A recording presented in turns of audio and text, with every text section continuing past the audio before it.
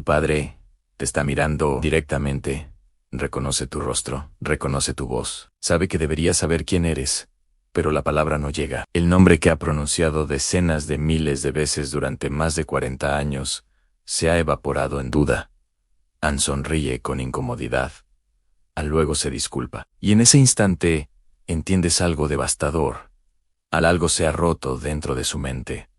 Y puede que nunca vuelva a ser igual. En esto no es raro, no es una tragedia aislada. En este mismo momento, 6.9 millones de personas en Estados Unidos están viviendo exactamente esta escena. Para el año 2050, esa cifra casi se duplicará. 13 millones de mentes desvaneciéndose en tiempo real.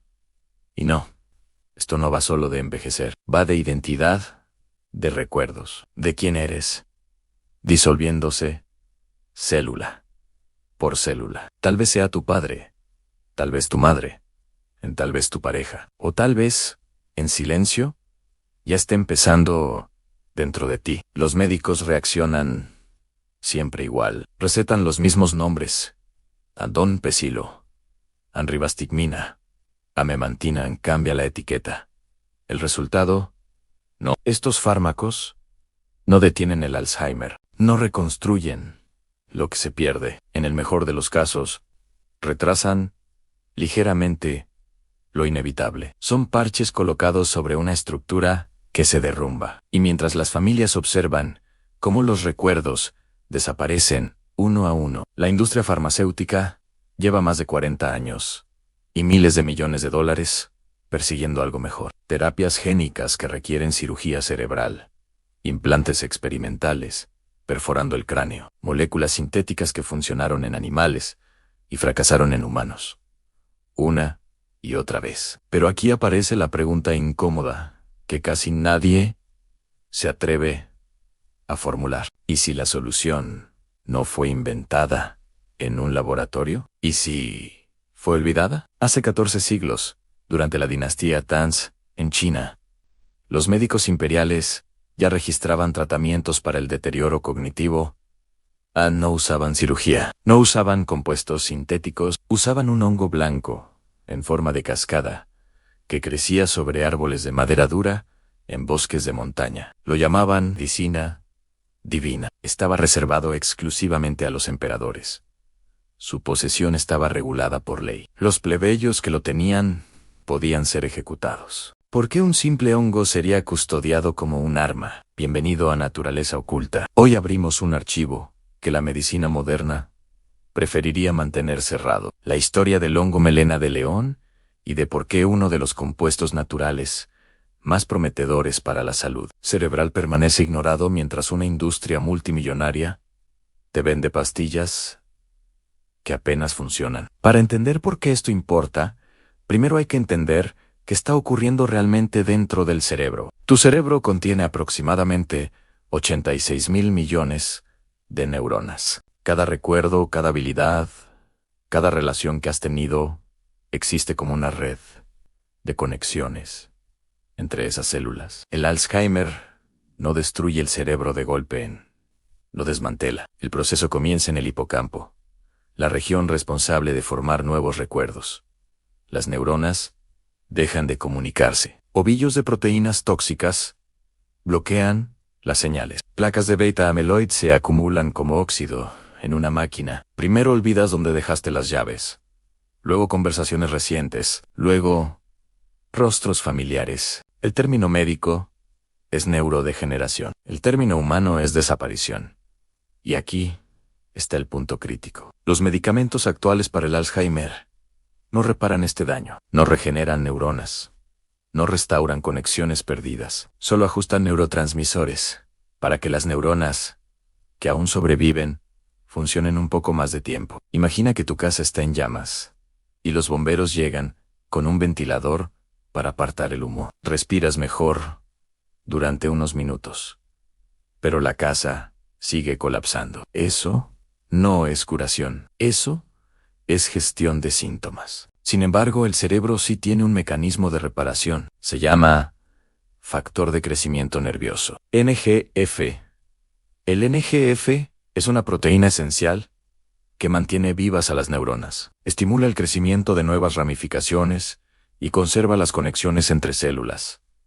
En cerebros jóvenes y sanos, el NGF es abundante. En cerebros envejecidos, y especialmente en el Alzheimer, sus niveles caen de forma drástica. Cuando el NGF desaparece, las neuronas se marchitan. Durante décadas, los científicos se hicieron una sola pregunta: ¿y si pudiéramos restaurar el NGF? En el año 618 después de Cristo, los médicos de la dinastía Tang creían que ya tenían la respuesta. En los archivos médicos imperiales aparecen referencias a un hongo llamado Hu Tuyi, conocido hoy como melena de león. Los registros describen su uso en funcionarios ancianos que sufrían pérdida de memoria y fatiga mental. Los estudiosos lo consumían antes de los exámenes imperiales para mejorar la claridad y la retención. No era un remedio popular transmitido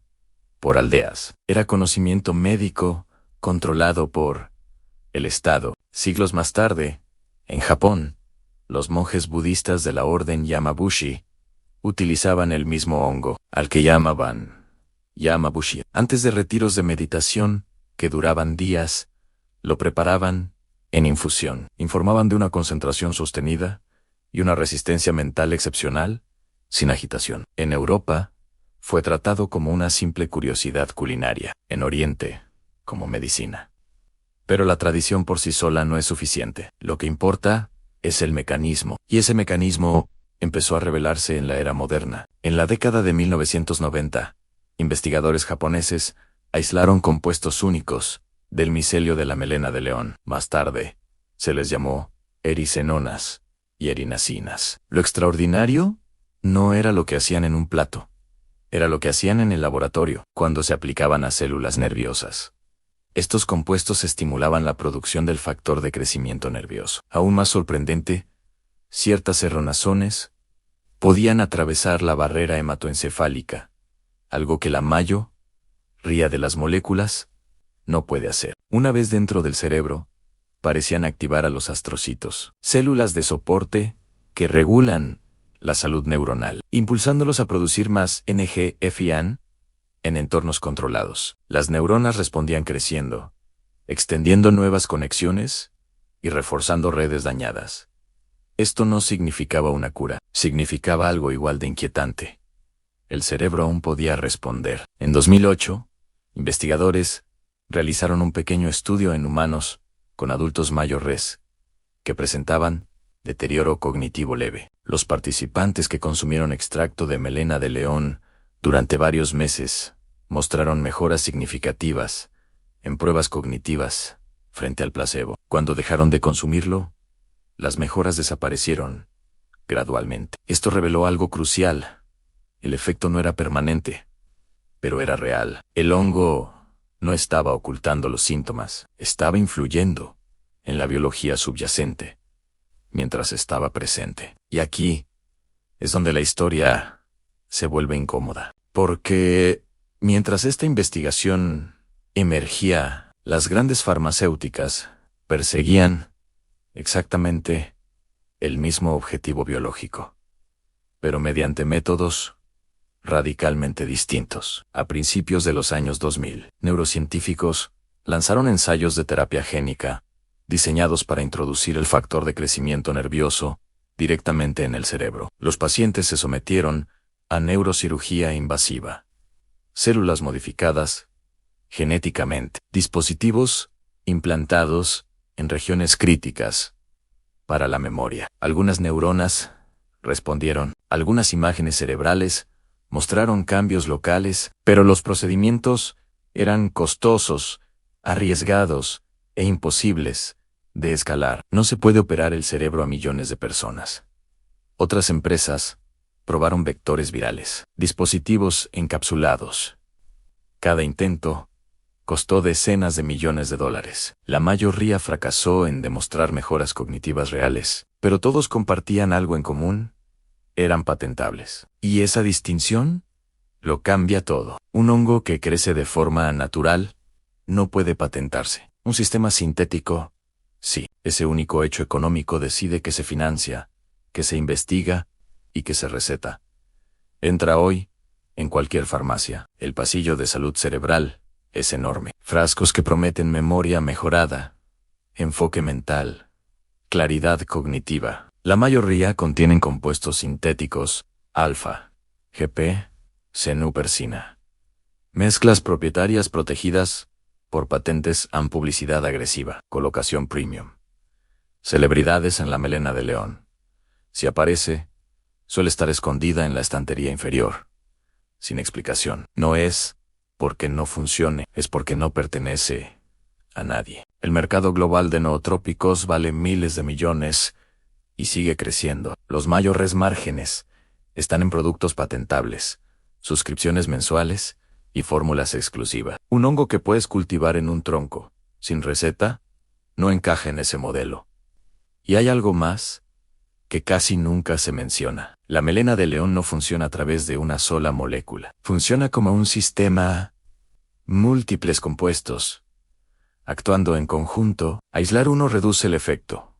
Estandarizarlo reduce la rentabilidad. Eso significa poco incentivo para ensayos clínicos masivos, que nunca podrán monopolizarse. Mientras tanto, los métodos de cultivo son de dominio público desde hace décadas. Troncos de madera dura inoculados producen melena de león durante años. Un solo tronco puede dar múltiples cosechas anuales. Se valora tanto por su potencial neurológico como por su uso culinario, sabe a marisco. Requiere poco mantenimiento.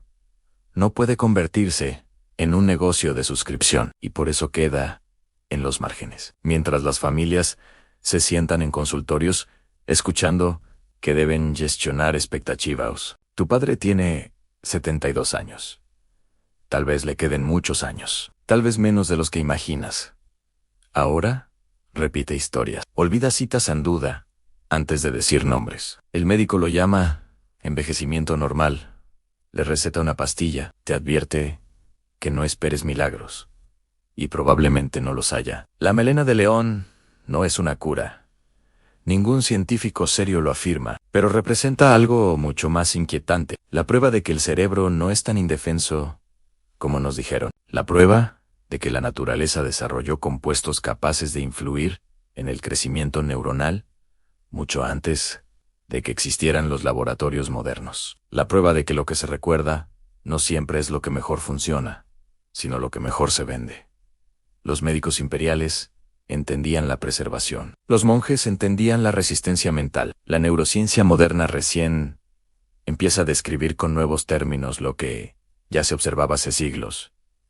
La pregunta no es si el hongo es mágico. La pregunta es por qué la conversación se detuvo, por qué la investigación se estancó. ¿Por qué esta información nunca llegó a los consultorios? ¿Por qué la primera opción que escuchan las familias siempre es la que genera ingresos recurrentes? Esto no va de rechazar la medicina moderna. Va de entender los incentivos. La ciencia sigue al dinero. El dinero sigue al beneficio. Y el beneficio rara vez sigue algo que puedes cultivar tú mismo. Las neuronas no entienden de patentes.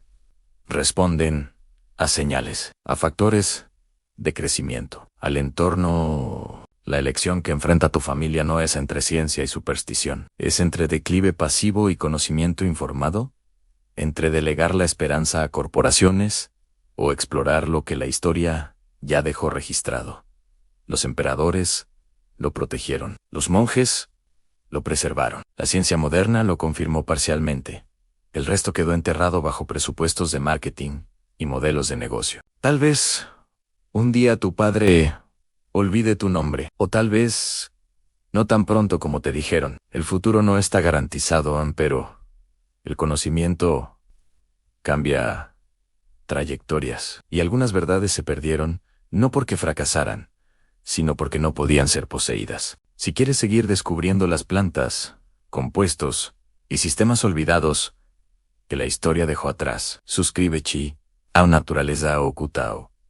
Estamos reabriendo los archivos que la industria cerró, un episodio a la vez.